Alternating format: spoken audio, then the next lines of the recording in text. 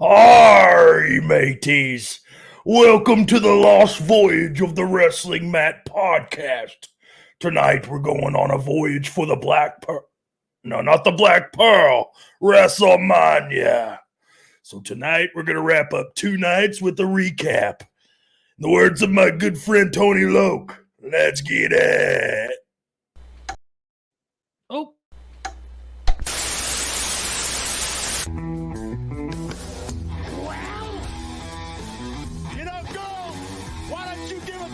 One more time. Woo! That's who's standing here today. Hold one. Arm drag.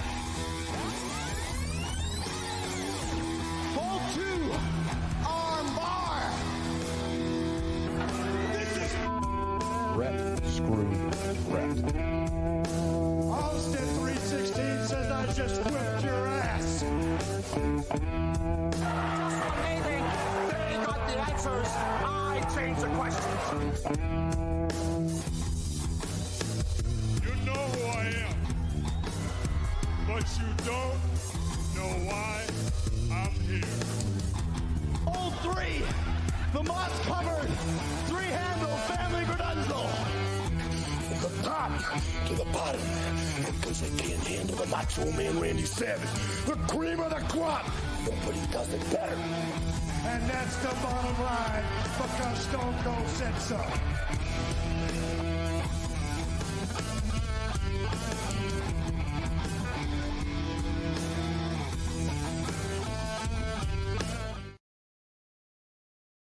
And that's the bottom line, because Stone Cold said so.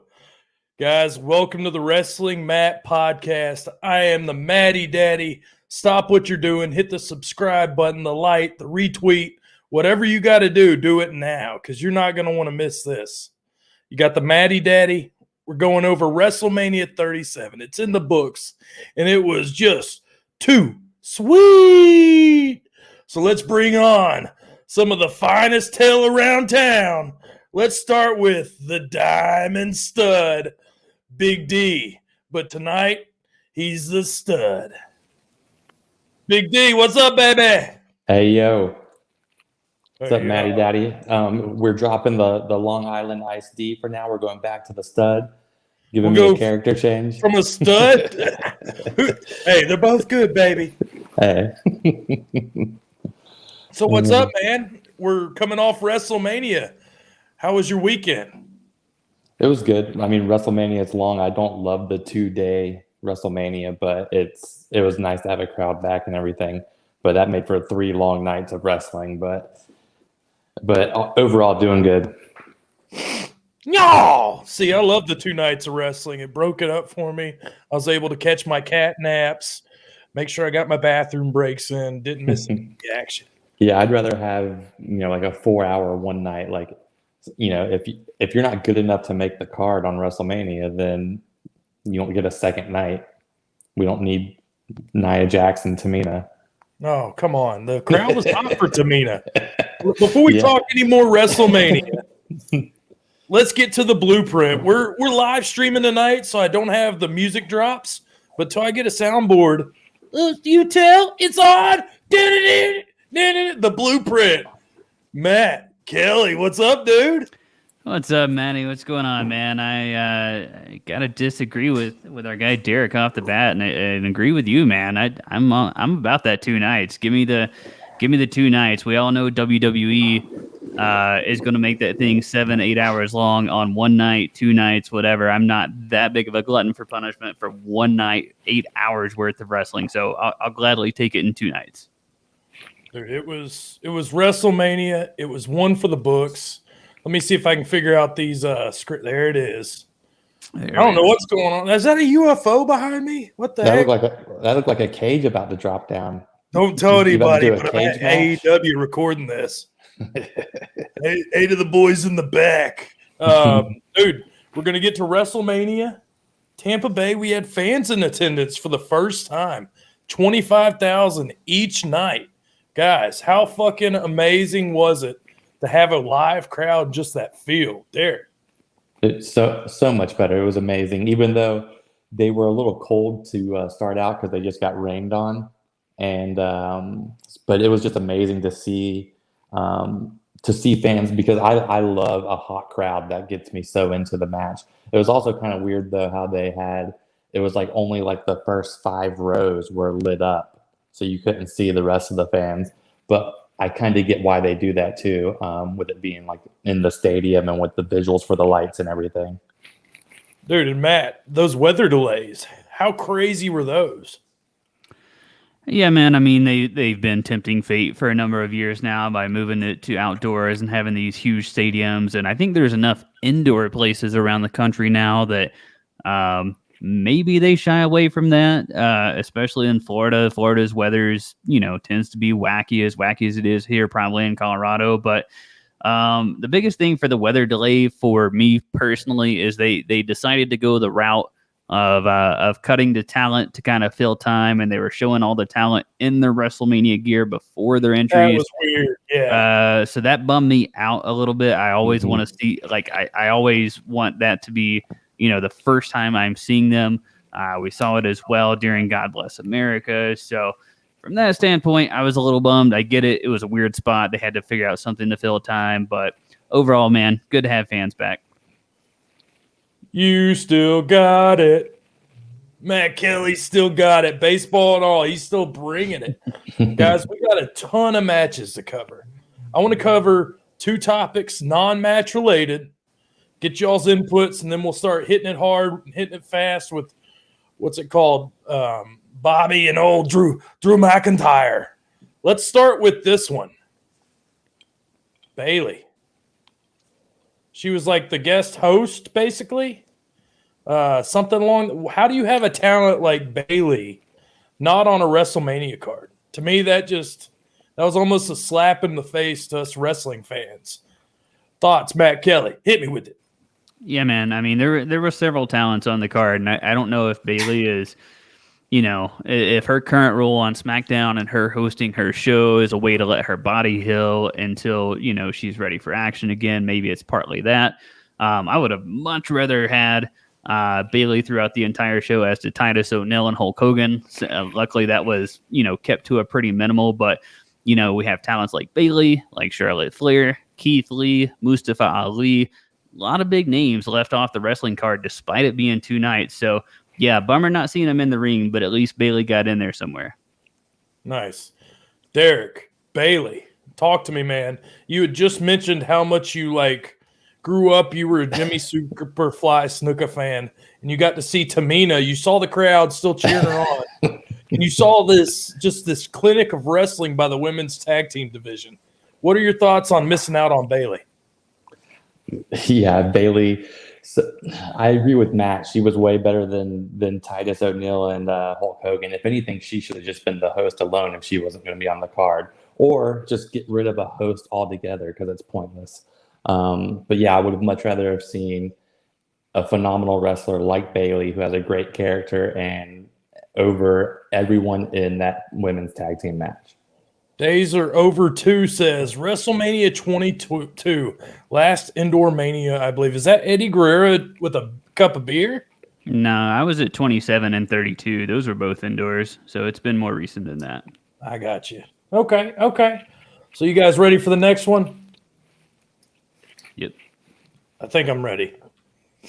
Going to the brand here.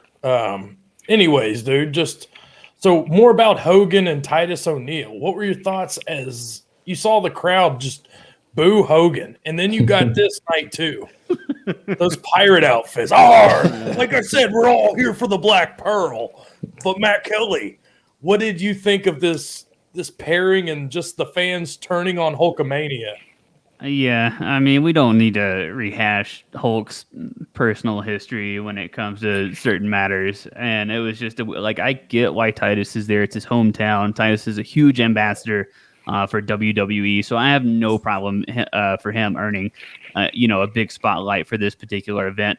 Hulk, man, maybe this is a hot take and maybe people aren't going to like this, but I could go without seeing Hulk again on WWE TV, just personally. So, I mean, I got a couple of chuckles out of it, but I'm glad they kept it to a minimum.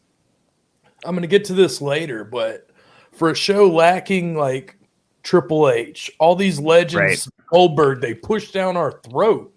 Like, these guys put on a pretty damn good WrestleMania, and we didn't need the legends. No. That just shows you, what we got here. Guys, y'all ready to get this started? We got hit with a blockbuster first match. Bobby Lashley, the Hurt Business, disbanded, whatnot. You got him with MVP, and you got from Ireland, Drew McIntyre. He's rolls up the ranks from 3MB to all these different situations. And now you get this main event where with MVP distracting, Lashley gets the win, knocks his ass to sleep. Doesn't even tap, I don't believe. And he's out of there. So as far as match, what did you think, Derek?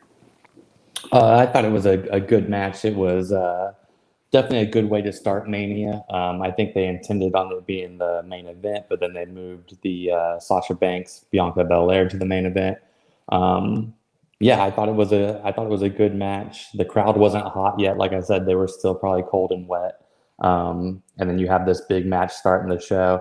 I just thought it was weird too so they've been building Drew McIntyre, and he's been, a smart wrestler this whole time and everything. And then he just gets distracted by MVP just shouting Bobby, and it makes him like, I didn't quite get that. I get Bobby Lashley winning. I like the longer title reigns. I'm definitely for that.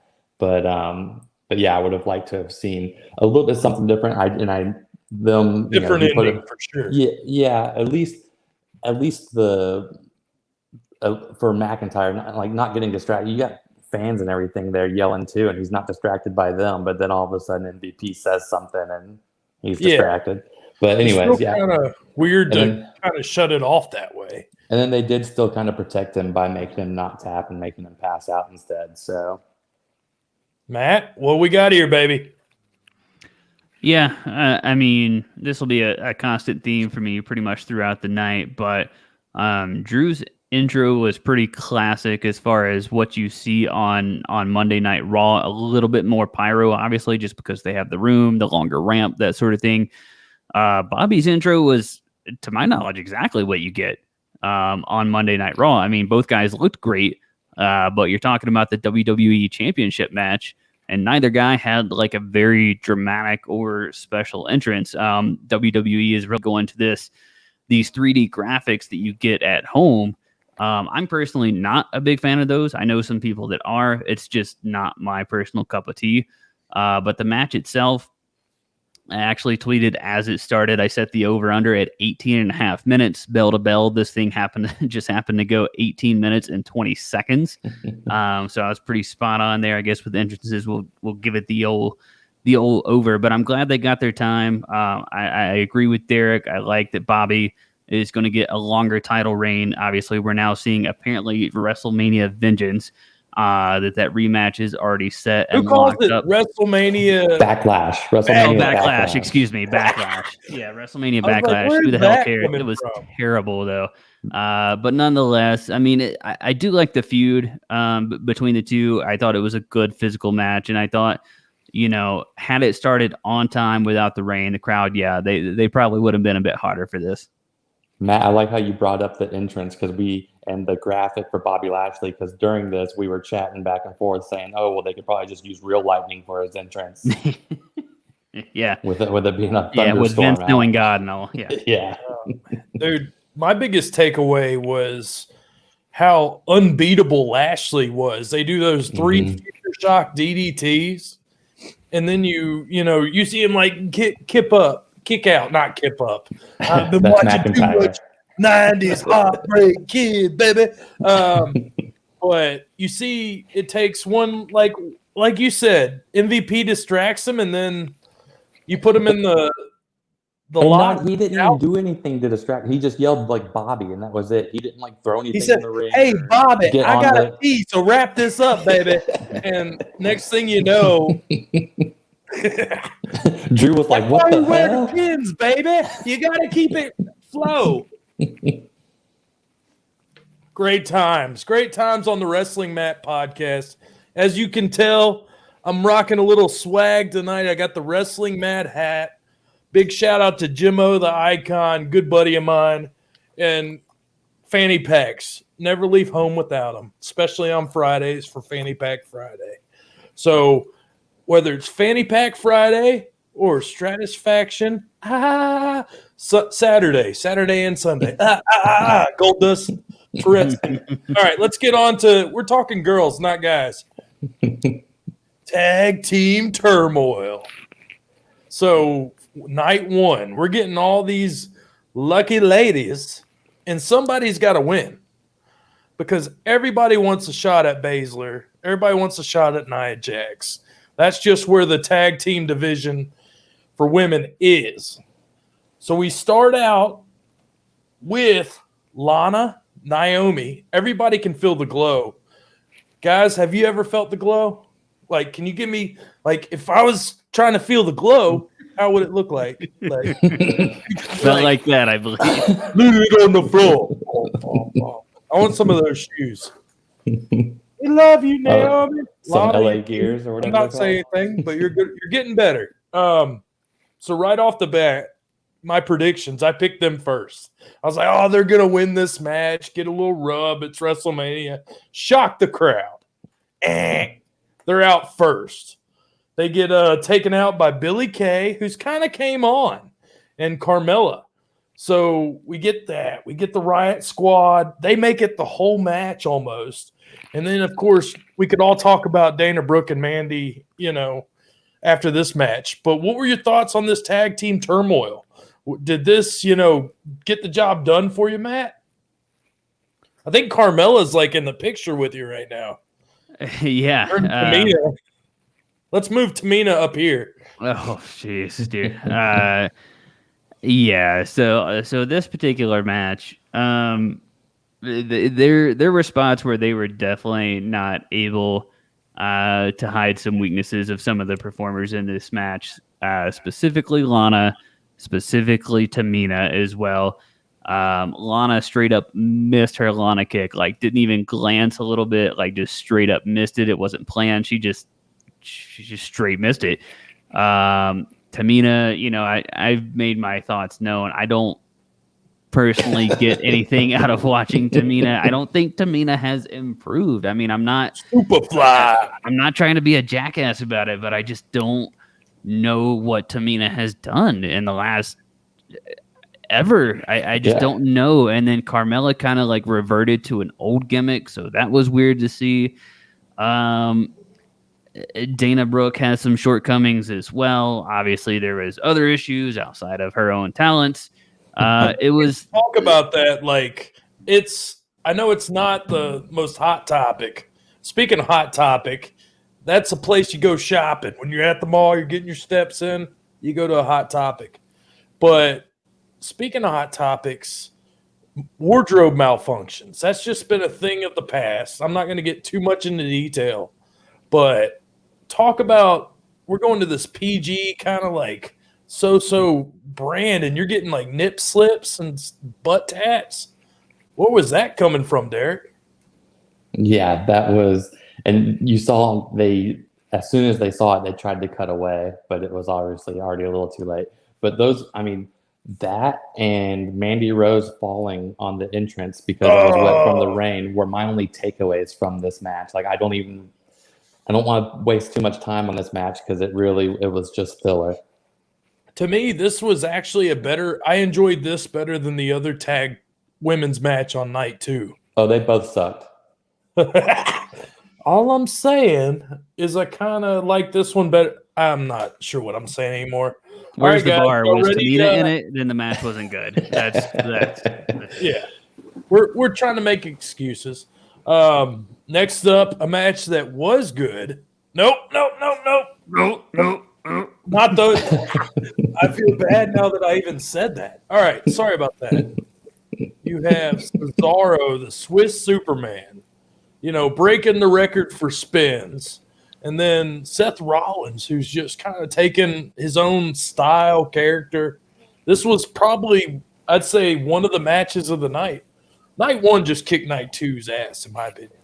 But, dude, Cesaro, Seth Rollins. Cesaro finally gets his win at WrestleMania. Derek, walk me through this match and your thoughts.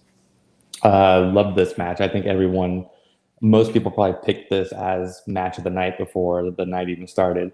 But Cesaro is just, God, he's a stud, and hopefully he moves on to like a title shot opportunity here.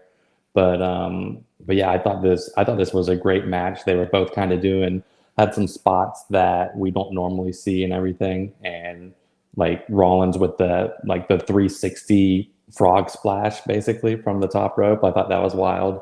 And then also I thought it was funny the swings that Cesaro did, and the crowd's counting.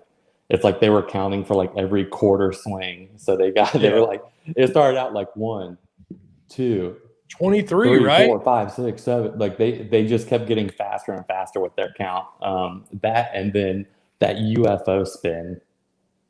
That was. What was the move after that? There was like a sick move he does. What's his finisher? The neutralizer. Yeah. Oh, then gotta get him in. Oh, yeah. It's like a version of like almost like the pump handle slam, almost. But yeah, he has a grown man on his shoulders, and he's spinning him around with no hands. Like he's a freak. Was this not the match we needed coming off that tag team turmoil match? Oh yeah. Yeah, absolutely. It's 100%. I don't know if they thought ahead and thought that tag team match was going to be, what it was. But yeah, it was certainly needed. I'm glad that they gave Cesaro and Rollins the time that this match really needed to shine, because it wasn't for anything. It was just your good old wrestling match. No titles on the line, no nothing. They just had the back and forth, program for the last few weeks. Seth has been on fire. It's long overdue for Cesaro. And really up until, in my opinion, the main event, this was match of the night for me. So were you were there when Rollins cashed in his Money in the Bank, right? Yep. God, could you imagine that WrestleMania moment? Like, I still get goosebumps watching that. And that's why I hope they follow through with Cesaro, because you look back at Seth's history at WrestleMania. I mean, he's probably as close to legitimately Mr. WrestleMania as we've had in quite some time, especially speaking for just this generation. He had a huge Intercontinental title win a few years ago. As you mentioned, he cashed in Money at the Bank. He's main evented. I mean, Seth's really done almost everything. So to put Cesaro over in that moment, that's a pretty big deal. I don't think that should be taken lightly. Hello? Hey, Mom. Yeah, I'm doing a wrestling podcast. I'll try to keep it down. Love you too. Bye. Sorry, guys. That's my girlfriend. We're just talking. She's just staying up for me. On to the next one, as Jay-Z would say. Is Jay-Z the guy that says on to the next one? I know he does the H to the Izzo. No, that's T. Is that for shiz on my nizzle? Used to dribble down in VA. Uh-oh. New Day. We've had our pancakes. We've done the clap. And then, speaking of clap, Derek, I don't want to go back to your Pensacola Beach days, but let's keep it in on this match. AJ Styles and Omos. And to me, this was actually a pretty good story, like the way they set up this match. But you got new tag champs. You've got AJ Styles has done it all at this point, right? Entered at, 2017, something like that? And now he's held like every belt in the WWE. Is that correct? Yeah, he's a Grand Slam champ now. Grand Slam. Matt, while we're talking to you, the Grand Slam of the Wrestling Matt podcast, fill me in on the New Day losing. This kind of seemed predictable, but what are your thoughts as AJ Styles with this new bodyguard, and what did you think of him as a storyteller, as a wrestler? Yeah, well, as good old JR would say, predictable is not always necessarily bad when it comes to what's on the card. And to your point, I do think this was predictable. I do think we saw it coming. The New Day is 12 or 13 time tag team champs at this point. They don't lose any credibility. Like, they're still New Day. People are still going to love them. Omos looked like the giant that he is. AJ Styles looked like the phenomenal one that he is. I was a little bit lost with Omos's weird button-up, but still dry fit T-shirt, but still wearing branded jeans. Right? Yeah, it was a little strange, but I was glad that AJ started the match. They kept everybody waiting to really see Omos until he got that hot tag, and then once he got that tag, I mean, it was just on from there, and it was pretty cool to watch. It was quite the spectacle. I actually enjoyed it. Derek, Omos, you've seen these giants. You've seen the great Khali go in the Hall of Fame. We'll save the Hall of Fame for another episode. You've seen the Big Show. You've seen all these killers. And now we have Omos. Omos. You almost got it. Almost got it. Ding, ding, ding, ding. Tell me about this stellar tag team we have now. So I don't know if they're a stellar tag team. All champs, baby. I know they're the champs, but I think they needed something. They needed something for AJ, and they wanted to put Omos over. But yeah, that was my first take. Was we were chatting back and forth when he came out. We were all like, "Oh, well, I'm glad Omos brought his wrestling gear because it looked like he was dressed in street clothes." And we're like, "Oh, okay." You don't have to change. You literally just. Yeah, that's the gimmick is he can just beat your ass anytime, any day. Absolutely. But yeah, like Matt was saying, it was predictable. It was what we expected. AJ was the workhorse. New Day's phenomenal. And then they brought in Omos, and you can tell he's huge, so he's not very agile on the ring, but he does his big spots, and he's, going to no-sell and power moves, and that's what he's there for. So it'll be interesting to see. I'd like to see him get into a little bit better shape because to me, that just makes it more believable. But at the same time, he's a freak of nature. Like he's huge. Yeah, and to Derek's point, I see him, if you're not watching and you're just listening, baby, he's rocking an Andre the Giant shirt. So if anybody would know about Omos, it would be Andre. Andre like Omos. He's a good wrestler. Andre the Giant has fully endorsed Omos, just like Derek has. Matty Daddy enjoyed it. I was so focused in on. I love that AJ Styles was getting just punished in the corner. New Day was showing that tactical work as a tag team. I think it was that Xavier Woods would shout throughout the match. Oh, I don't remember what he was saying, but it was at cute. one point he was like, "AJ, we are effectively cutting off half the ring." And I was like, one of the best parts of the match. I guess we don't need Michael Cole because we got Dude, Xavier Woods commentating this on that. Made it that much better. Yeah, and then you get the hot tag finally. Omos just shows it was more like backbreakers and claws to the face. Just this monster who you felt it. You're like, okay, he's raw, he's green, but with AJ Styles, it's believable. And not to leave out the finish. Yeah. The finish was awesome. The phenomenal forearm off of Omos' shoulders. Like that was wild. A new innovative way to get that move in. It looked great.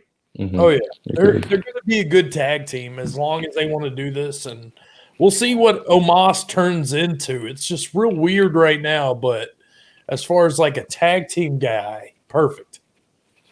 All right. So we're just cruising along, man. We're getting almost to the end of the night. So do we want to talk wrestling here? Or do we want to take a break and talk something else? When you're the director in charge, you get to kind of make those calls. You guys want your break yet, or you want to finish tonight? Let's finish night one, then we'll go. Yeah, sounds good. Yep, that works. All right, give me a second. I got my nose. Oh, Bad Bunny, baby. The hop, hippity, hippity, hop. Don't stop till you drop. It's a Bad Bunny. Ain't going to make it pop. All right, so we first see, I believe, Miz and Morrison come out. Morrison rocking that like 80s, late 80s mullet kind of thing. And they're doing the music video, and they got the bunnies everywhere. Just fucking hilarious. Miz is on point. I can't hate on Miz, and Morrison with Miz makes Morrison even better, I think. I think you can just tell they're having fun, and whatever promo skills Morrison doesn't have as a singles, it's perfect as a tag. So they come out, they got this cutting edge music video with the bunnies. And then Matt, you get Damien Priest. He's kind of it was a weird partner for Bad Bunny. I don't know if it was meant to be like that, but I was really surprised as far as the match went. But you, Matt, you're sitting at home. You got your beautiful wife next to you. You're eating popcorn. You're like, dude, all night, all I've wanted was Bad Bunny. And then you see him on the top of a semi, was it? Just it looks like he's almost like drifted in. And Bad Bunny's here, dude. He's taking over the world. Now he's here to take over the WWE. Bad Bunny versus Miz and Morrison with a little bit of Damien Priest. Throw it down, man. Tell me about it, Blueprint. Bad Bunny, honestly, with one of the better entrances of WrestleMania weekend. They made him look like the star that he is. So from that perspective, it was pretty good. Damien Priest, his intro was more or less Damien Priest. Miz and Morrison bringing the comedy, as you pointed out. And I'm always very leery of when celebrities get involved in a WrestleMania angle and what they're going to do. And now we're talking about a full-fledged match. So I was very skeptical, but freaking kudos to Bad Bunny, man. I mean, nailed his spots, sold pretty well. I only saw a few things that he could really, if he was to carry on, that he could clean up over time.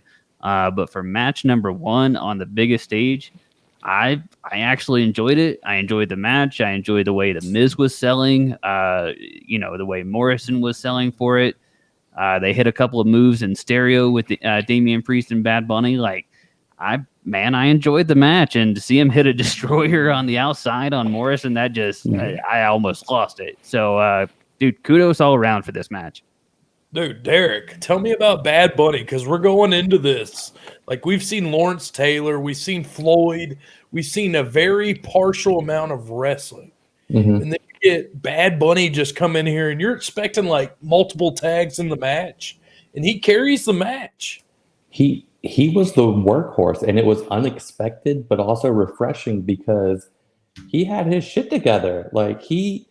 He moved down to Orlando a few months before just to train, at the Performance Center. So I thought he did great. I do have to touch on I thought it was funny the entrance for Miz and Morrison, and they've got all those bunnies out there, and 5 of them were missing an ear. What the hell was going on? I didn't even notice that. Yeah, they were they only had one ear. It was did they get rushed and couldn't glue the other ears on, or what?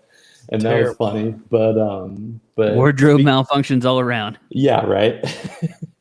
Speaking to your point, and it's funny to think too, maybe how many NXT superstars or up and comers were maybe in those bunny suits if you just think about it with the history of how they do that kind of stuff. But speaking on your point, Matty Daddy, about The Miz, he has some of the best facial expressions in the game. I mean, when Bad Bunny was hitting some of these moves, Miz's reaction was spot on, and they would cut to his face, and he wasn't even the one, the move would be happening to Morrison, and Miz was selling it with his face. I thought this was a great match. It definitely exceeded my expectations. The thing with Miz is, doesn't matter what match he's in, you will watch it just for the Miz, because he might not be the best wrestler, but he's entertaining through and through. Dude, we've made it through night one without really any hiccups other than maybe a little bit of tag team turmoil, which I still thought was entertaining. So we're here to me, this was the Mona Lisa of the weekend to me. You get Bianca Belair and Sasha. Now, Matt, I know you're a Sasha fan. Anything I know, you respect the hell out of both of these girls. So to me, this match was just, you have Bianca win the Royal Rumble. This story was just told. They were tagging for a while. It was just perfect. So you tell me, you get Bianca Belair getting the win. She's the new, women's champ. To me, it was just a Cinderella story. It's perfect. So feed me, baby. Yeah, huge fans of Sasha and Bianca. Obviously, Sasha longer, just by de facto, she's been there longer. But yeah, I mean, this is one of those ones I was a little bit nervous just because of where the hype had went for this match and the expectations for this match. And we've all been sitting here for 4 hours and the build, and they moved it and defined it as the main event before we got there on Saturday night. Of course, Bianca always makes all of her own gear, so I thought Bianca looked like $1 million. Sasha, her husband, obviously makes all of her gear. Thought she looked like $1 million for the night.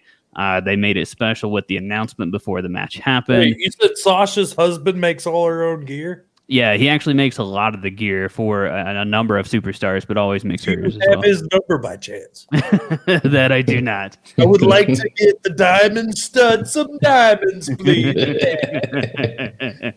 But man, this match, match of the weekend for me. Not to overshadow night 2 before we get there, but this just for me was match of the night.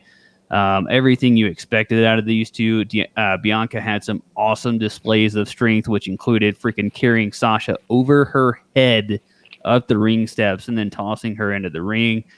She brought back the hair whip from the NXT days, and you saw Sasha's side afterwards. That's gonna hurt like hell for a few weeks. And it was loud. It was very loud. Kiss of Death is an awesome finish for Bianca.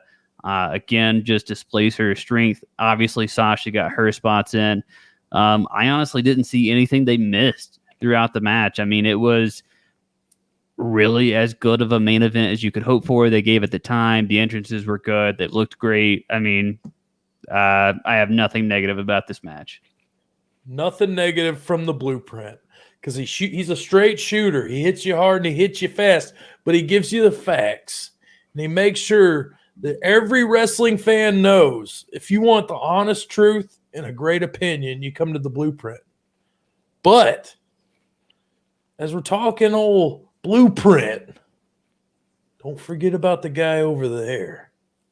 That's right. If I could touch him, I would. RVD. We'll talk about that outside on smoke break. Let's go to you, dude. Bianca Belair, your new women's champion. For a while, I thought this was the Becky Lynch, the Sasha Banks, the Charlotte Flair, the Bayley. I didn't think anybody else was close to them. And what you see from Bianca Belair in the ring, like, to me, I'm like blown away. I'm like, she might be better than some of these other girls in the wrestling. So to me, Derek, if you have anything on the match or just Bianca as a whole, tell me.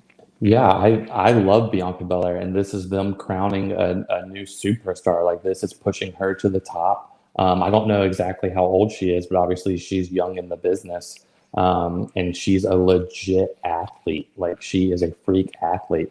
I was a little thrown off on the entrance. I don't know if you guys saw this or not. On the screen behind her, when during her entrance, it said the EST of NXT. And I was like, what's point? Didn't catch it. You guys go back and watch it. I don't know if Peacock will edit it or whatever they do. But yeah, it said EST of NXT. It was like an NXT entrance, and I was just like, well, she's been on the main card for a year. Did it ever roll through? Like, no. Did NXT ever change? No. Okay. Nope. I watched it the whole time. It was just the gold NXT, EST of NXT, and I was just like, yeah, strange. Oh, okay. Yeah, and I was waiting for it to be like EST of WWE or something, but it just didn't. But so there was that. It's just I picked up on that little weird thing. But yeah, Bianca, when she military pressed Sasha and walked her up the ring steps, I was blown away. And then Sasha just doesn't have bad matches. No. She has great matches with everyone, and she just knows what she's doing in there. And then everything you need to know from this match, you can pretty much get it right before the match starts and right when the match is over. right before the match starts, you can see Bianca tearing up. Like, she knows how big of a moment this is. It's, the pinnacle of her career. Like, this is WrestleMania main event. You're winning the title. So good for her. And then I saw a shot, I think it was like on YouTube, a quick little video of Sasha right when the match was over, and she was laying up against like the guardrail, and she had this huge smile on her face. You could tell she was probably, multiple things. She was happy for Bianca, but also happy with the match. She knew that they put on a show, and, like Matt was saying, I think they stole the night. They stole the night. And Derek, Matt Kelly, you guys are stealing everybody's hearts tonight. Like, anybody watching the Wrestling Mat on live stream on YouTube tomorrow, they're going to know we got 2 dime pieces with the Matty Daddy. So we're pretty much done with night 1, man. We've wrapped up WrestleMania night 1. Scale of 1 to 10. Because we've pretty much said there was one bad match. Am I right? It was the tag team turmoil. 1 to 10. Give me a ranking. I'll give it an 8. Just because, again, we were lacking a little bit on entrances here and there. Obviously the tag team match was just, threw a lot of things off. Couple spots here and there in some other matches, but I mean, overall, I enjoyed night 1. Long Island. Woo, woo, woo. You know it. The D. The D. The D. The D. What is that movie? Have you seen that? Cedar Rapids. Have you seen that movie, Matt Kelly?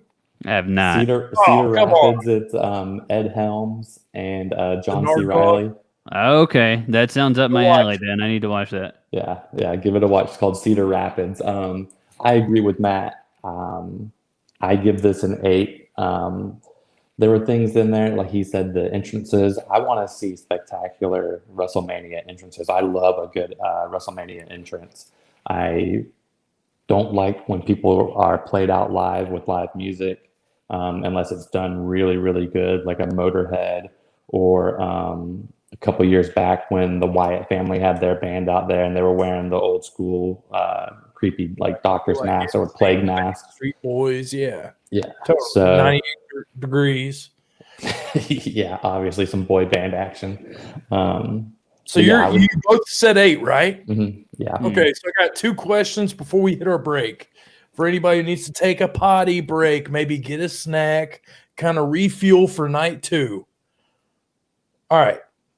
So I'm going to give this match I'm going to give this pay-per-view night 1 a 9 because I've almost quit being as much of a critic of the living in the moment. Like, I wanted it WrestleMania so much. There's so much negativity. Like, I've seen shitty product. These are gamers. These are good. This is good wrestling to me. Even if I've got to watch Natalya 500 million times, I can still put up with it. I think a 9. Night 1 was a 9. That's a good point. If you're, just take it in for entertainment. Matt, Derek, you want to talk? Then you talk right here, baby. This is the Wrestling Mat podcast. I want all your yums, everything and anything. I've said that like 5 times, but I'm going to keep saying it. It's one of your catchphrases. Bless his heavy heart. If he was wrestling at 37, what band would play his entrance music? Tough one. Yeah, no clue. This is before our audio break, so you can. I'll go to Matt Kelly. I'll give you some time to kind of think about it. Nelly Furtado. I'm like a bird. Oh man. Do you know any Nelly Furtado songs, Matt Kelly? That was the one. The only one. That's the only one. You guys are all right. So Big Boss Man's here at WrestleMania 37. Derek's put the Nelly Furtado. He's coming out to the ring to a mystery opponent. This is fantasy booking. So who is the Big Boss Man facing at WrestleMania 37? And it better not be a Silver Dollar City nickel match. or I'll kick his ass. Go ahead. Who you want? Matt, this is you. Eric. Oh, my bad. I thought we were going to Derek. My No, bad. Derek no clue. at the table with Nelly Furtado. Like we're getting this is like a dark match. So who are we getting? Night 1 WrestleMania, Big Boss Man coming out to Nelly Furtado. Oh man, I'm gonna go outside the box on this one, and I'm gonna show my my NXT superstar some love. I'm gonna go with Bronson Reed, who, if you didn't catch NXT Takeover at all, on, I believe it was Wednesday, Thursday. Very, very good show. He had an awesome match. He was in a 6-man gauntlet match and then faced Johnny Gargano for the North American title. If you haven't seen Bronson Reed, he's just an absolute hoss of power. So yeah, if I'm gonna go somewhere and you can completely fantasy book it, I'm gonna go off the page a little bit and go with Bronson Reed from NXT. And I'm gonna put Bronson Reed over because it is WrestleMania. We're here at the Wrestling Mat podcast. We're trying to make new stars. So Bronson Reed gets the win. Nelly Furtado walks out with him, raises his hand. Just shame all around. Dude, night 1 is in the books, but don't go anywhere. We got night 2. Matty, Derelique, if any of you guys need to take a little break, grab a smoke outside, kiss your mom, do it now, because we're about to play our fire-ass video by Third and Short, my man, my boy. Oh, let's get back to some wrestling here in a minute.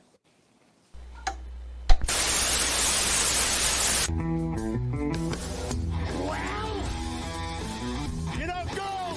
Why don't you give it to him one more time? Woo! That's who's standing here today. Hold 1, arm drag. Hold 2, arm bar. This is Rep screwed rep. Austin 316 says I just whipped your ass. They got the answers. I change the questions. You know who I am, but you don't know why I'm here. All 3, the moss covered, 3-handle family Gradunzo. From the top to the bottom, because they can't handle the Macho Man Randy Savage, the cream of the crop. Nobody does it better. And that's the bottom line, because Stone Cold said so.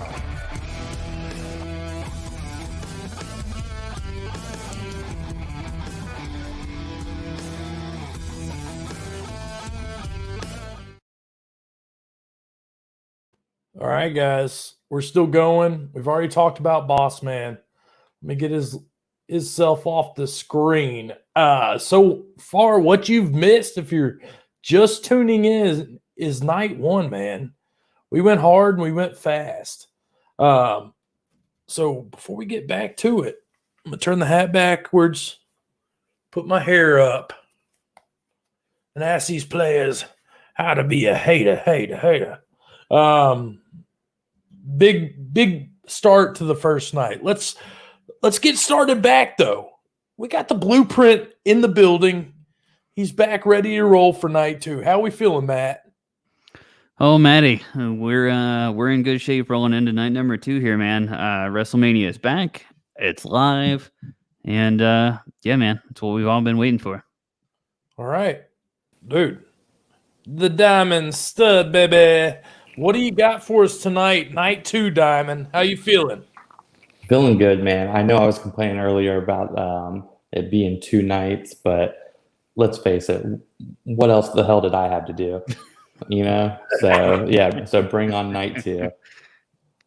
And a fashion faux pas for the Matty Daddy here. We're going to start. This is how bad I butchered the beginning of WrestleMania 2. Or WrestleMania 2. Excuse me, night 2. The Silver Dome, brother. I don't think I was podcasting. I wasn't alive during WrestleMania 2. Shout out to Brian Craighead right now. WrestleMania 2, he was alive. I just want to give him a tip of the hat, tip of the glasses. I had to give him his future endeavored papers today. Kind of like Vince McMahon. Yeah, fired. We love you, Brian. The glove just didn't fit. But we do love you. Keep grinding away. Guys, I don't have a graphic for Orton, Fiend, and Alexa Bliss. I feel just almost unprepared. So let's go to this match. We've had so much buildup.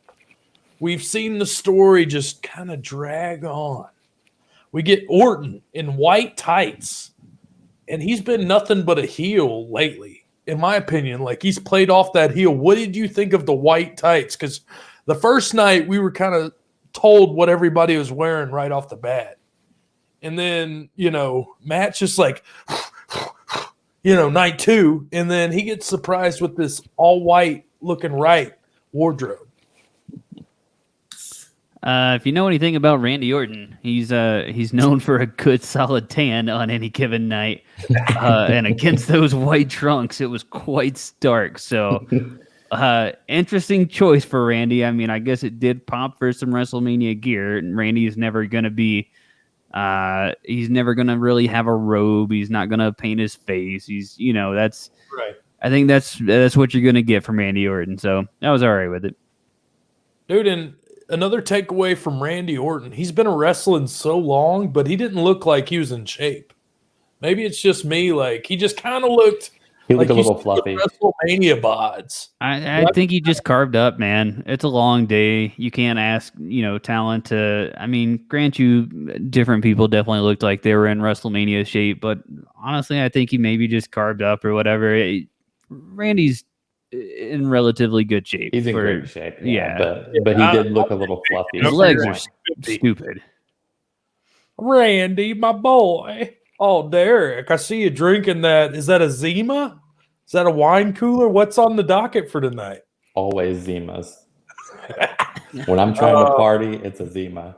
Yeah, you don't party without a couple of White Claws, that kind of stuff. Zimas and Four Locos. All right, dude. So, Orton, takeaway coming out in the all white, the spray tan's on point. Takeaways from that white outfit. Yeah, I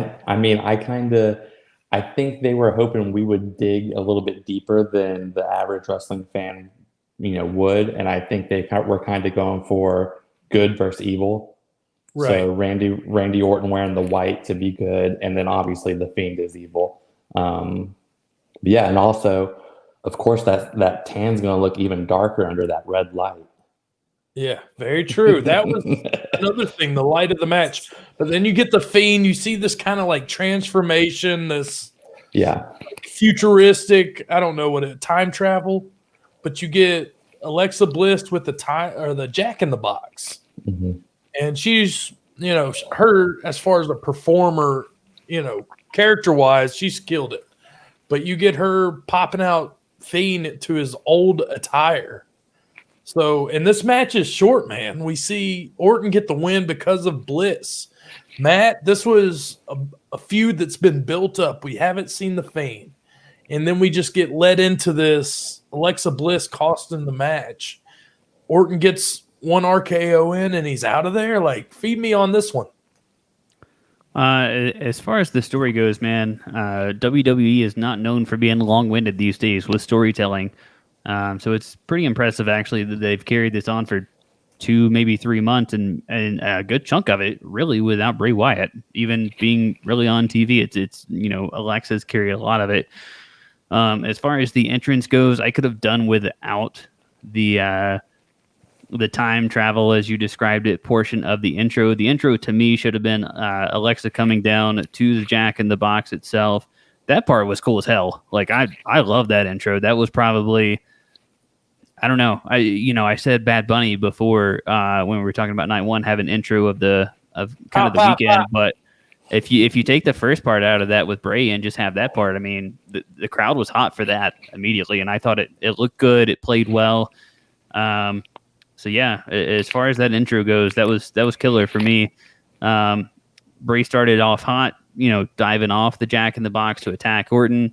It looked like we were going to get a good physical match, and then you don't really see Alexa on screen for a good bit of that match. She appears out of the Jack in the Box in some different attire.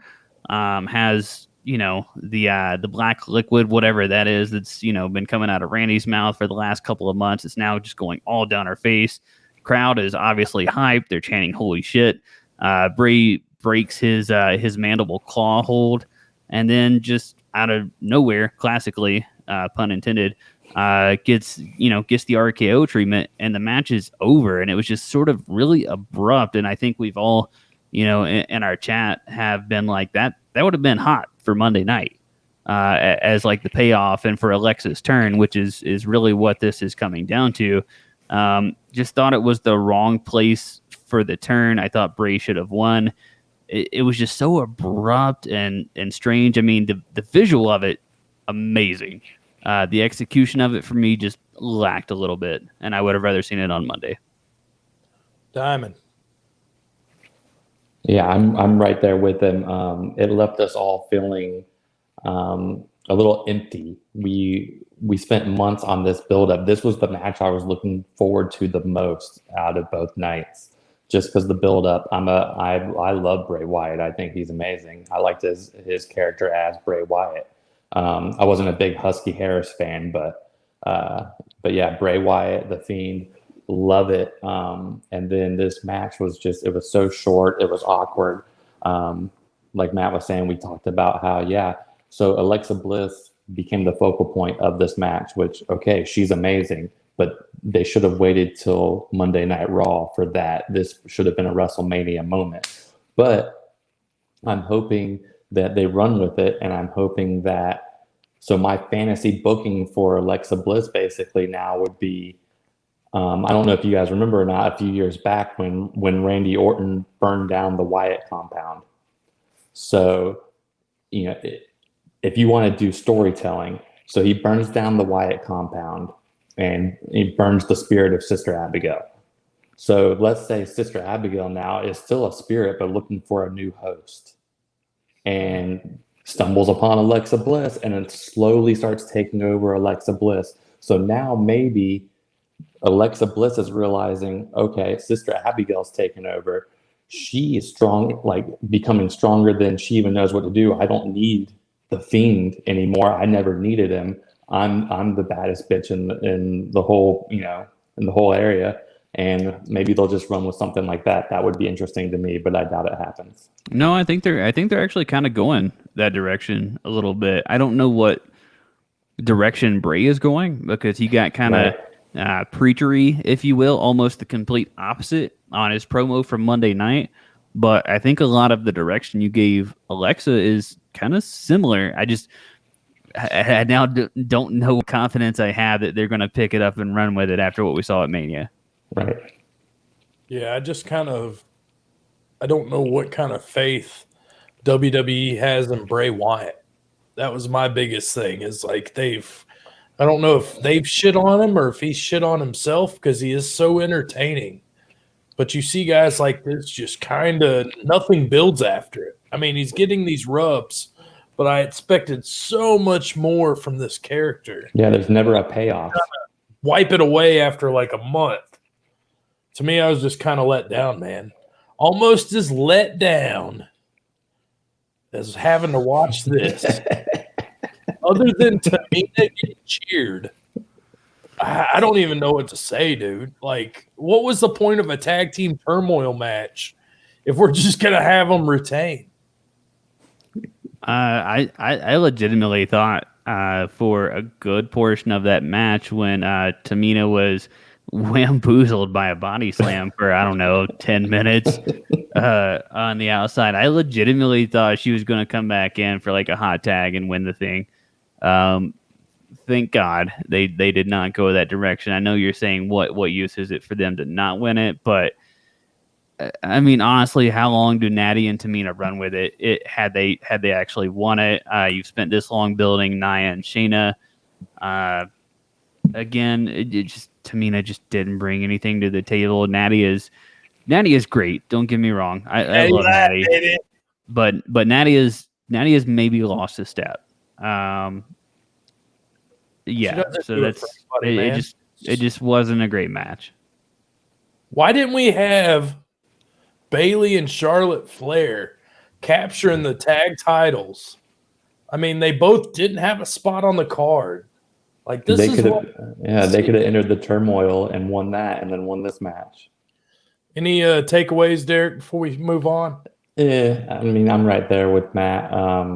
My takeaway, my biggest spot was Nia Jax doing the crossbody off the second rope and looking terrified to jump off the second rope, and Natty and Tamina just standing there waiting. There's that spot where someone dives and multiple wrestlers catch them, and sometimes you get that period where you can tell the wrestlers are just waiting for them to dive on them. That, and then when we were watching it live, I was chatting with Matt and CJ, and I was like, "Oh my God, did Natty's teeth just get knocked out?" Because Shayna Baszler, broke a that tooth. kick, right? Yeah, Shayna Baszler broke a tooth of Asuka a little while back. So I thought at one point Natty smiled and she was missing like a front tooth or something. I think it was caught on her gum. Yeah, because it turned out did you guys see the picture she tweeted? Yeah. Of her lip, she had her lip pulled up and just a busted lip. She's like, "I got a hole in my lip. Whatever, wrestling's fake." It's still real to me, damn it.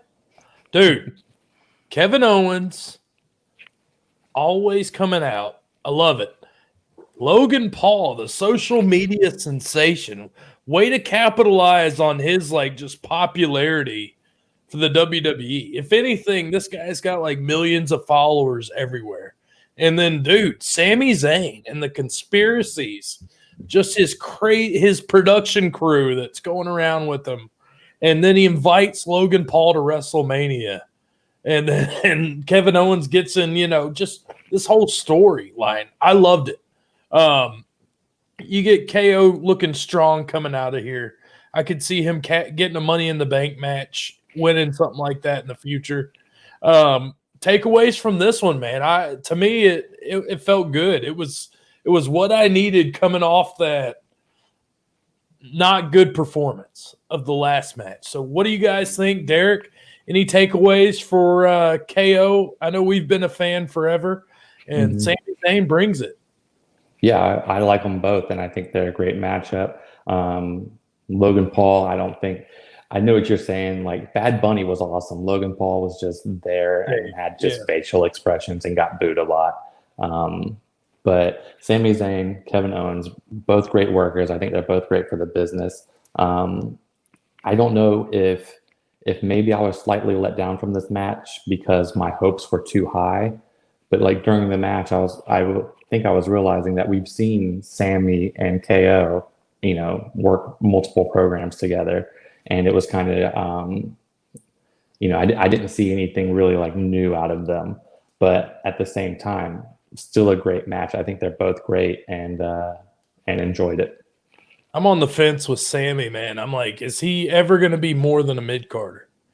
He has so much personality, and he is a good wrestler, but I still remember, I think it was that Instant Impact where he beat Cena like his first night in the building. So I had such high expectations in the injuries, and I think he's on point. He can be annoying at times, but that's what you want, as you see with The Miz. So, Matt, this match, and then I want you to kind of sidebar. Tell me about Sami Zayn, because I think Owens has that upwards trajectory. Where do you see Sami Zayn going from here? Yeah, so let me sidebar first, honestly, because if you have not watched the programs with Kevin Owens and Sami Zayn in NXT, go to now Peacock, or if you're listening elsewhere, the WWE Network, go watch anything between Kevin Owens and Sami Zayn, because they're incredible together, especially in the NXT when they had the time. For a main roster version of Kevin Owens and Sami Zayn, this must have been surreal for them, because they've competed with each other all over the world for years and years and years. And here they are on the biggest stage, finally going against each other. I think Sami Zayn is the most underrated character in WWE right now, by far. Sami Zayn is very entertaining. Love what he's doing with the conspiracy theories. He's a trip on social media. I love Sami Zayn. I think he's great in the ring. They had some dicey spots, I thought, on the apron, especially some very hard hitting spots. Oh man. I would like it to come back around, honestly, full circle. I don't want to see it at, WrestleMania Backlash. I don't want to see it at SummerSlam. I don't want to see it at TLC. I want this to like come all the way back around full circle. I don't know if we'll get there at some point, but I want to see it for like the WWE title, Sami Zayn and Kevin Owens at some point. I mean, they're phenomenal together. Their chemistry is great. I'm glad that Logan Paul basically didn't get involved until after the match. I was worried that was kind of going to ruin it a bit in the match, but he really stayed out of the way. You got the KO pop with the stunner at the end. Overall, it was a good showing for me, and I love both these guys. I love it. I love it. I love it. Let's keep going, baby, because we're in an hour and 6 minutes. We're not trying to wear you, ladies and gentlemen, out. We're going to recap all day and all night, in between, and behind 9, whatever. I don't know. Here's another one. I know Derek's a bro. And I know Matt Kelly's got a little backstreet fighter in him, you know. So this actually kind of worked out pretty good for being what we thought would be like the Keith Lee moment. You see Keith Lee, you're like, oh, he's on that upward trajectory for that U.S. title. And we got Sheamus in this new look, this kind of like brawler. And you got Matt Riddle, who's just kind of, I don't know, he's kind of floated around between being believable and not believable. But this to me was this perfect like placeholder till Keith Lee gets back. So you had Sheamus beat Riddle. Any takeaways from this match other than that crazy ass spot that they just it was a mess up, but it could have been really bad. Matt, feed me, baby. Bro, first off, Matt Riddle backstage with the Great Khali and Rob Van Dam. Yeah. Amazing little moment. Matt Riddle's RVD is the translator, is that right? Yeah, and with his rolling pictures, no less. Good little plug there for RVD. But Matt Riddle has some really good moments as well back in NXT. Not really from a match perspective, but from a personality perspective where he really got to display that. It's been a little bit kitschy here and there, a little bit campy on the main roster from time to time. But I thought the thing with RVD and Khali worked out. As far as the match itself, I was glad to see Sheamus get another big WrestleMania moment. This match was actually far more physical than I thought it was going to be. I thought Riddle was going to retain, to be honest with you as well. This is another one of those where it's a legitimate candidate for match of the night for night number 2 because of the physicality, because of the bro kick at the end. Obviously, the spot that you mentioned, Matty, before where I think Sheamus was going for white noise off the second or third rope, and I guess he slipped or Riddle slipped or it just didn't work out well, but it was a hell of a save by Sheamus to basically not, make it an entirely different night for those guys in the ER. So hell of a save by Sheamus, and all around, I thought it was a good match. I enjoyed it. All right. So we had the bro. We had Sheamus, who's kind of felt like he's been around forever. Still in that mid-card, feel. What is our trajectory for Matt Riddle? Is it ever going to get better than this? Or is he just, for somebody who's called out Brock Lesnar and has that MMA background, is it just the, I'm stoned, I'm cool, just not going to get over? I mean, he got waxed on Monday night by Bobby Lashley, so. No, yeah. Yeah. So, I don't know. Just not a good look, man. A match that after this just fucking blew me away. I wasn't expecting this kind of intent. I mean, I should have known when you're talking about, what was it, an African drum match? Nigerian drum match. Not the Rush drummer hitting like 18 drums. Like, today's Tom Sawyer, mean man. I'm talking Big E in your religious, command you, Matt Kelly, to be baptized. And Apollo Creed with this accent, this different style, and I don't have a picture of him, but his, I guess, bodyguard he got over and ended up winning the IC strap. I see Big E going to bigger and better things. But how sweet it was for Apollo to get this win at WrestleMania. Y'all both try to talk at the same time. Let's see what happens. I took the last match. I was going to give it to Derek here. Derek, hit me with that bounce pass, baby. The bounce pass. Yeah, I think Apollo Crews is actually doing well with this character. He's obviously very talented, and I'm in the same boat with you. I'm hoping now that they took the title off of Big E, the IC title, that he will hopefully. I would love to see him and Lashley going at it for the title. But yeah, I remember. I think it was CJ actually was like, he was like, yeah, there were no drums harmed in this match. Like, it was a Nigerian drum match, and like not a single drum was touched. So it was basically a Extreme Rules match. Just with a different spin on it because of Apollo Crews' character. But, overall, I thought it was great. And like I said, hopefully Big E's moving on to the big titles. Big time. I'm going to make it. What do you think here, Apollo and Big E, Matty? Yeah, for Apollo Crews, it's definitely a fresh take for Apollo Crews. I was a little bit worried that we were getting like the Kofi Kingston Jamaican days, but Apollo does have some Nigerian roots, so everybody, and especially with today's product, that all obviously has to be up the right alley, so to speak. You can't just go willy-nilly with that with today's product. So same thing for his bodyguard Davo, who we saw a little bit when they were doing Raw Underground. So it was interesting to see him make his appearance in that way. But yeah, it was literally billed as a Nigerian drum match. Yeah. And not one damn drum was used. Big E took a gong, off the rack or whatever and like tried to use it. Didn't even get to use it. Not a single drum was used though. So that was weird. The match was okay. I mean, you should have used a drum somewhere in the match.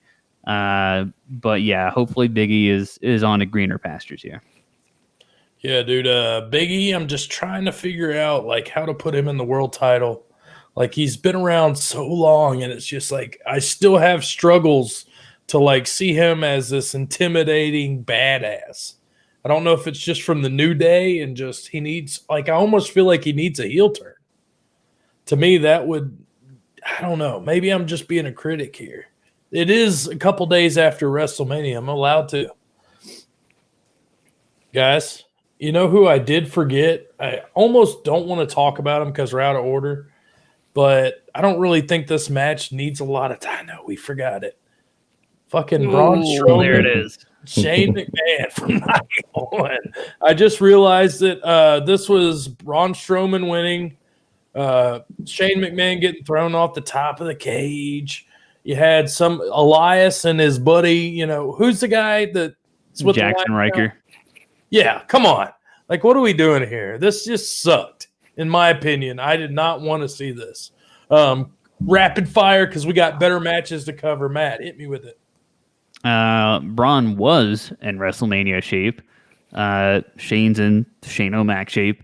Yep. Shane did actually hit coast to coast, so good for him still being able to pull that off. The in-ring action, whatever. The spot with Strowman ripping off the cage was okay. It wasn't the worst thing I've ever seen. It was just kind of okay. You knew Shane was going to take the bump somewhere. But yeah, my biggest takeaway, honestly, is not even to do with the match itself. It's with Braun Strowman's track record at WrestleManias. He won the title with the Raw tag team titles with a 13-year-old kid, Nicholas. He wasn't even on the card, and then beat Bill Goldberg last year.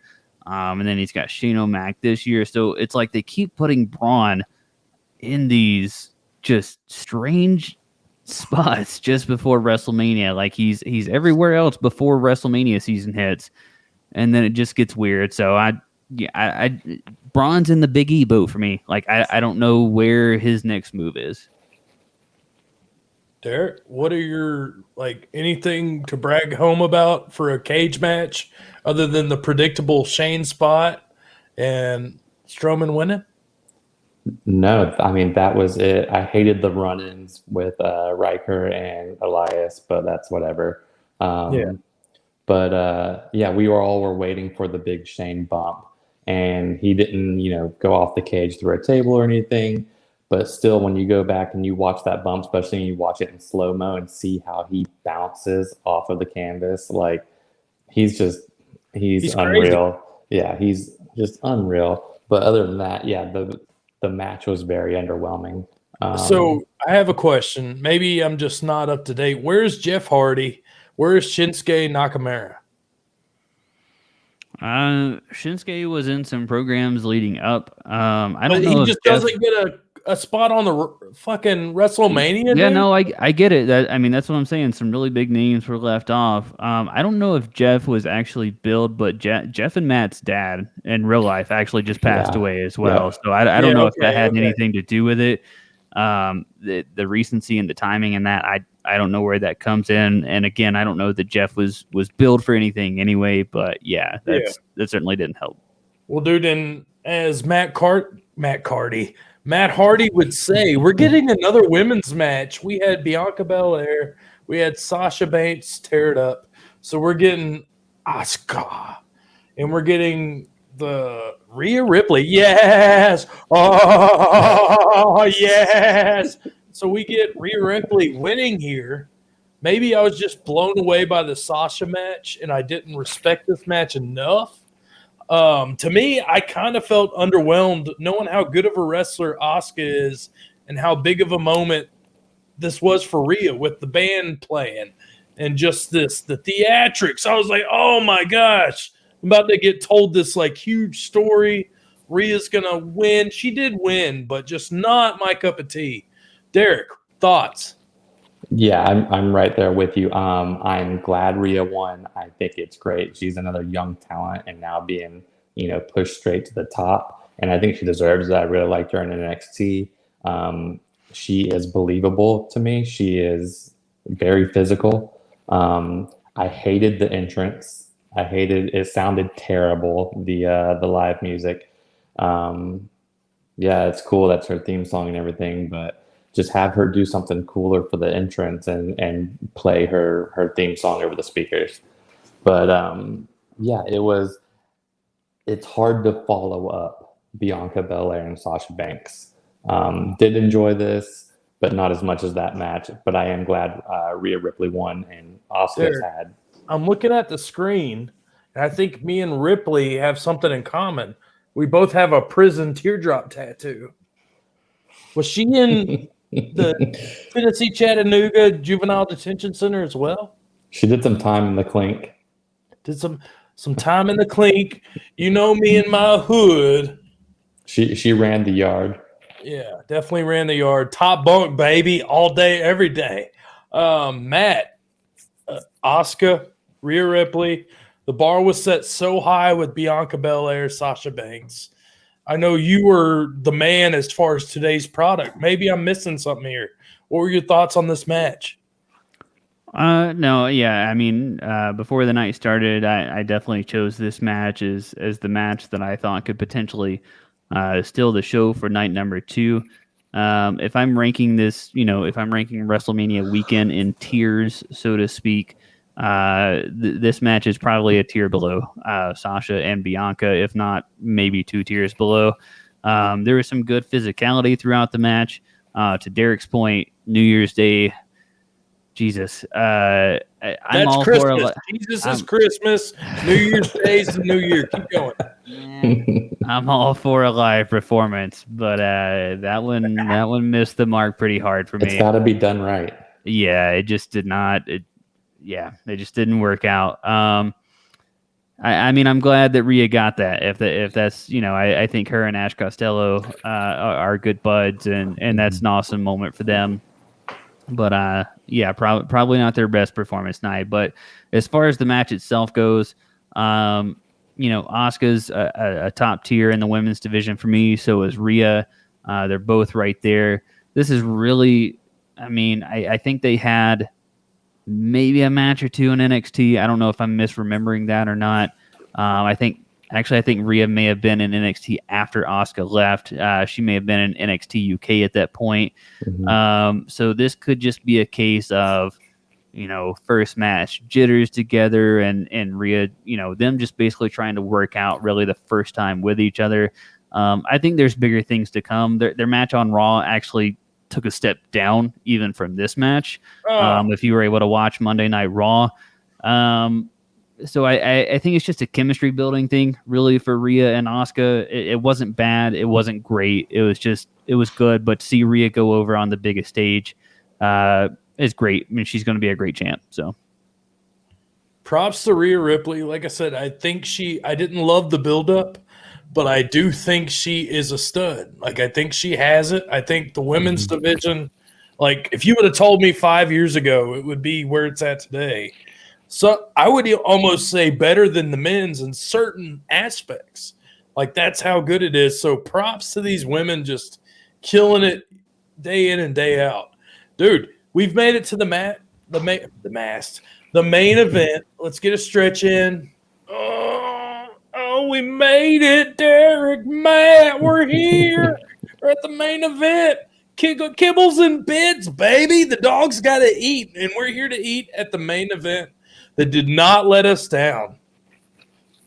Roman Reigns, the head of the table, the face of the franchise. Daniel Bryan getting thrown into this main event. This is my last moment, I got to win the title. Yes movement, everything. We know Bryan's a baller. And then Edge showing those heel tactics, just showing he's fucking ready to win the title. Then you get the play-in of 10 years to the day was his last. Was it WrestleMania title win or was it WrestleMania? What was it? Yeah, he beat Alberto Del Rio at WrestleMania 27. Alberto Del Rio. I don't want to shout out any of his personal life, but I love that. Alberto Del Rio! And you slap your chest, you come out in the limousine. Perfect entrance. The scarf. The scarf. Everybody loves a good scarf. Man, Ricardo Rodriguez should still have a job in WWE. Yeah, agreed. Absolutely. Guys, we made it to the main event, and this was a main event, dude. We get Roman retaining thanks to Jey Uso, who, in my opinion, we didn't mention Andre the Giant Royal Rumble winner. That is what it is. But he stole the show at the beginning of this, getting involved. And then being involved at the end and just everything that kind of transpired and just the match. I know we could go on, but you see so many moves.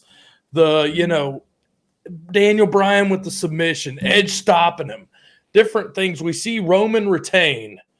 Matt, feed me, baby. This was the belle of the ball. Just some takeaways you had from this match.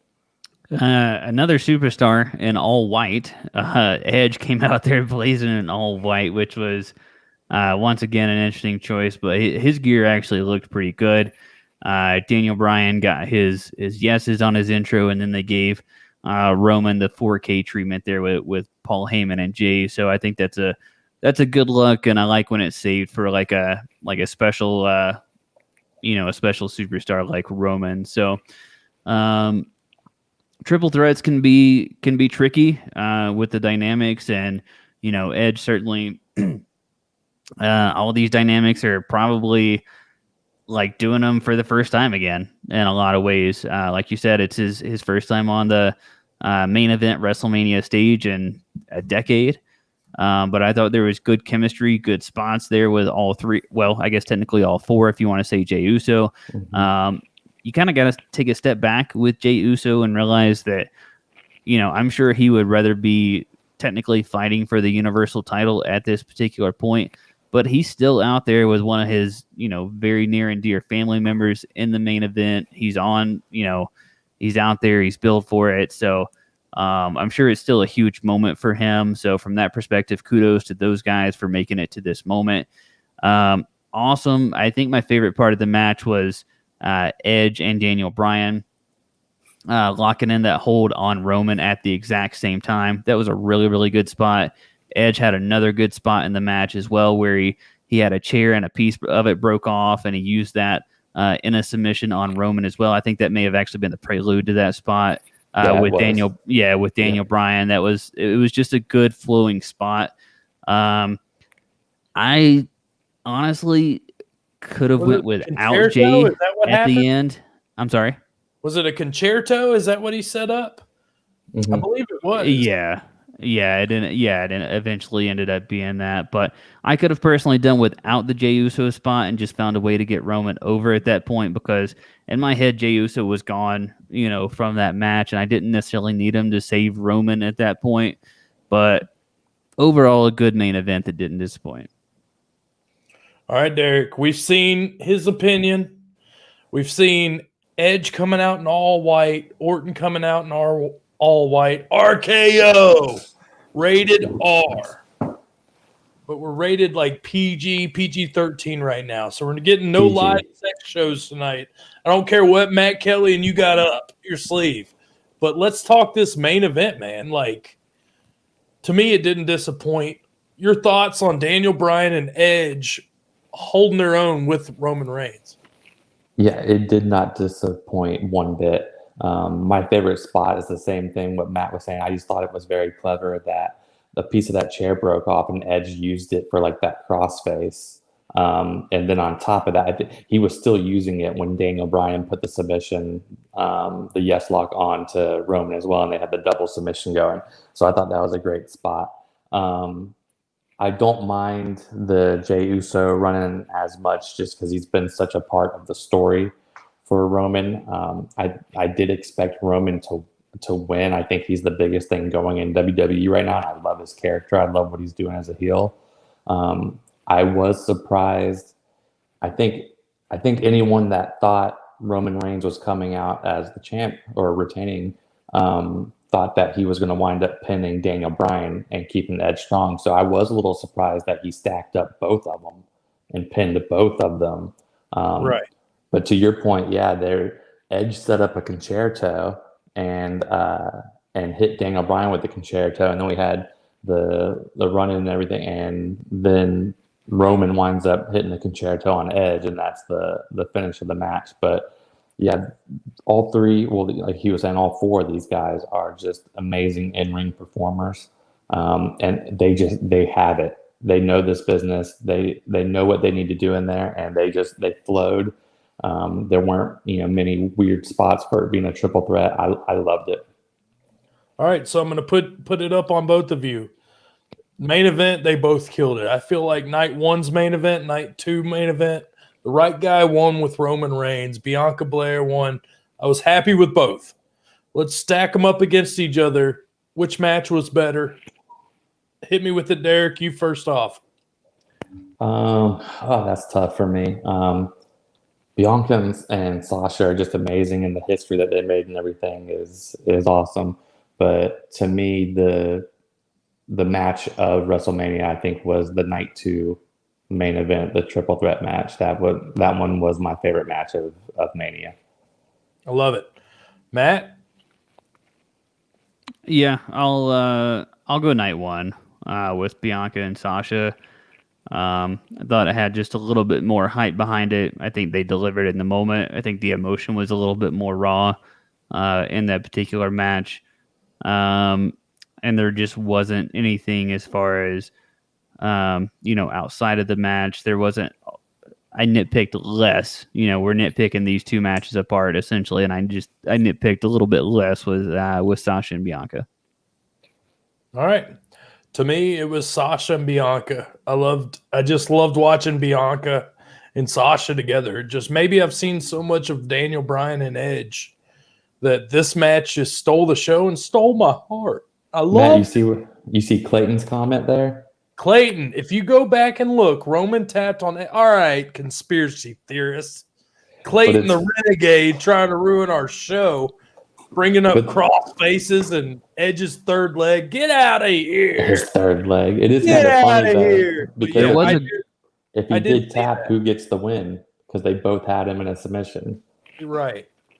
There was a great tweet though, and I wish I could go back and find it. And I'll try to scroll here as I'm chitter chattering. Oh, here it is. 10 years ago to the day, Edge announced his retirement due to injury. Over 5 years ago, Daniel Bryan announced his retirement due to injury. Wow. In October 2018, Roman Reigns announced that he had leukemia. How crazy is So that? all three of these guys back in 2021, the main event. I mean, I'm just appreciating that these guys are in the ring at this point, and to do it together. I mean, that's pretty damn incredible. And still to do it at such a high level, like Right. hats off to Yeah. them. Yeah, absolutely. I agree 100%, guys. Like, our own Clayton had controversy. And if we know anything from Sami Zayn. yeah, Yeah. Sami Zayn, Eric Bischoff, Hall of Famer, controversy creates cash. Guys, 2 nights wrapped up. We just went 90 minutes talking about the newest, best, and bright WrestleMania we've had. So now it's nut crunching time. We're going to get Clayton's comment off here, if I can. We're back. WrestleMania 37 is in the books. Night 1, you gave it a Matt. Did you give it an 8? Yeah, I did. Derek, were you a 7 guy? Like No, a I 7-11 guy or a 7 guy? I gave it an 8 as well. Night Okay. 1. And I gave it a 9. Right. Night 2, real quick, give me a number. Yeah, I'm gonna pick a little more here and go 7. Yep, I'm ready. I would go maybe 7.5. It was I like night 1 better. But just like Matt, you really, a light bulb when you were talking about night 1. Like it's entertainment. This is the best we've got. It's a different product than what we grew up on, and you just got to accept that and let them do their thing. Believe that. I'll go. I went 9, so I got to go a little lower on this one, just because I was let down in spots, but still pretty good matches. I think the Orton match killed it for me. Having to watch Tamina 2 nights in a row, and then the Asuka. Is that right? I feel like I always butcher everybody's name. Asuka? Oscar? Asuka. Asuka. God! Asuka. Uzi. Yeah, three matches I wasn't blown away with. I gave the other one a 9. Let's give it a 7. To me, still a pretty good WrestleMania over the last couple years. Don't you all agree? Yeah, I thought it was Yeah. way better than last year's. Yeah, All I mean, last year was just bizarre with everything starting with COVID. And they went with an empty performance center and nothing piped in. Yeah, it was bizarre. Guys, and as the song was, how bizarre, how bizarre. Dun, dun, dun, dun, dun, dun. Matt, the first time I met you, you were cutting a Val Venus promo, and now we've just covered WrestleMania 37, baby. Where can they find you? On whatever social platforms you're on, at that Matt Kellyan, try to keep it pretty consistent. On Mondays, much like the Wrestling Matt podcast, we're still dropping the Pick Is In fantasy football podcast, talking a bunch of dynasty stuff right now. Buddy Jason Pruitt, who was the mock draft champion per the Huddle Report, so he's going to be dropping our rookie knowledge before the NFL draft here in a couple of weeks, and yeah, that's pretty well where you can find me. Dude, Matt, you kill the game. You're the blueprint for a reason. If you haven't checked out the Pick Is In, you're missing out. This guy is a DFS genie, and then now he's evolved his game to hit you with all these dynasty yum-yums, man. The guy's on point and in control. Matt, till next time, it's been my pleasure, my treasure. Now it's me and you, Derek, one-on-one. Uno and dos. Dude, I'm getting to enjoy the Wrestling Matt podcast with my best friend, the big bad booty daddy, the go behind For a little bump and grind. the Mars nasty boy, Derek Tittle, man. Derek, you have been killing it on social media. You are a creative genius with these posts. The Ahmed Johnson photo shoot, the New Age Outlaws today. I know you're not a Twitter hound, but where can they find you if they want some more of the DT? Okay, so on Instagram and Twitter, like I said, I'm not big on Twitter, but that's at DTits19. But then on Instagram as well, at the Wrestling Mat Podcast. I like to get on there and post and you know, man the comments section there along with you, Matty Daddy. So yeah, the Derek best. Kittle on Instagram has grown our brand leaps and bounds because he is so damn good. He is so creative. He is a comedian. He has all these natural talents, just untapped potential. He's gonna Stop it. Oh, stop it, Matty. Derek, I'm getting your ass out of here. Thank you for everything. Like I said to Matt Kelly, my pleasure, my treasure. And as Sergeant Slaughter would say, that's an order. All right. So now it's me. Guys, any questions y'all got?